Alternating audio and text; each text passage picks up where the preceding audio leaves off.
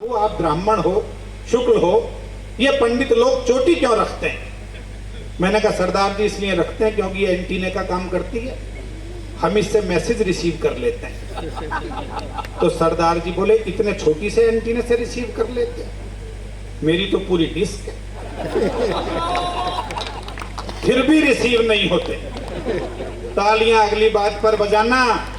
हिसार वालों, मैंने कहा सरदार जी रिसीव तो होते हैं पर दाढ़ी की अर्थिंग से जमीन में चले जाते। सरदार अद्भुत आदमी है, जो कर दे सो कम है। पर मैंने बताया साहब, नाम तक से हास्य पैदा हो जाता है। अभी पिछले दिनों में सौरभ के साथ पटना गया एक कवि सम्मेलन में, सच्ची घटना है ये। वो एक सज्जन टकरा गए, बोले प्रवीण शुक्ल जी आपका बहुत पुराना प्रशंसक हूँ, यूट्यूब वगैरह पर आपको सुनता हूँ 20-25 साल से। तो मैंने कहा कि भाई तुम्हारा नाम क्या है? तो अगला छूटते ही बोला जी मेरा नाम है धनिया लक्ष्मण। भावेश मैंने जीवन में पहली बार सुना, ऐसे न कैसे नाम है, भावेश, उज्जवल, निरुपमा, अब मैंने पहली बार सुना धनिया लक्ष्मण। मेरी टेंशन बढ़नी शुरू हो गई साहब। जब टेंशन ज्यादा बढ़ी तो मेयर साहब मैंने उससे कहा कि धनिया लक्ष्मण जी, धनिया लक्ष्मण क्या नाम हुआ? तो अगला छूटते ही बोला जब हल्दी राम हो सकता है। तालियों पे जीएसटी लागू नहीं कर रखी कमिश्नर साहब ने। तो मैंने हाथ जोड़ दिए, फिर धनिया भी लक्ष्मण हो सकता है।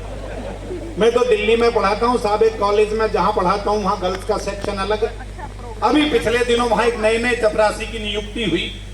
आदमी चपरासी और नाम था उसका प्राणनाथ। आप सोच कर देखिए, लेडी टीचर्स को बहुत प्रॉब्लम हो गई। एक ने मुझसे पूछा इस आफत को कहां से पकड़ लाए, इसे क्या कहकर बुलाएं हम? प्राणनाथ जी पानी पिलवा दो, प्राणनाथ जी घंटी बजवा दो, प्राणनाथ जी रजिस्टर ला दो, ये सारे काम करने पड़ते हैं प्राइमरी स्कूल में। तो एक मैडम ने कहा मुझसे, तो मैंने कहा मैडम इनका सरनेम पूछ लो। मैडम ने शर्माते हुए पूछा प्राणनाथ जी आपका सरनेम क्या है? अगला छूटते ही बोला स्वामी, प्राणनाथ स्वामी। बोले घर का नाम ही बता दे। बोला जी बलमा। मोहल्ले वाले क्या बोलते हैं? बोला जी साजन। प्यार से क्या बोलते हैं? बोला जी जानू। गुस्से से क्या बोलते हैं? बोला जी खसम। अगले का धारावाहिक था पूरा का पूरा। और मैंने कहा हास्य दरअसल ऑब्जर्वेशन का विषय। अभी पिछले दिनों मैं तिलक बाबू के यहाँ आता रहता हूँ, पिछले दिनों आया तो इन्होंने एक बड़ी सच्ची घटना बताई। इन्होंने बताया मुझे, बोले यार हमारे यहाँ वो जो मोक्ष घाट है जहाँ मुर्दे फूके जाते हैं, वहाँ एक अद्भुत घटना हो गई। एक बुजुर्ग का देहांत हो गया, उसको फूकने की तैयारी चल रही थी। सौरभ जी भैया, लकड़ी वकड़ी सजा दी गई, मुर्दे को लिटा दिया, चिता तैयार कर दी, अग्नि देने ही वाले थे कि तभी वो हमारे नीरज जी बंसल जी जोर जोर से रोने लगे। भले आदमी थे, मुझे इनके 20,000 रुपए देने थे, लेने से पहले ही निकल गए। जीना मरना अपनी जगह, हिसाब किताब अपनी जगह। बंसल साहब ने 20,000 रुपए निकाले, लकड़ियों के बीच में फंसा दिए।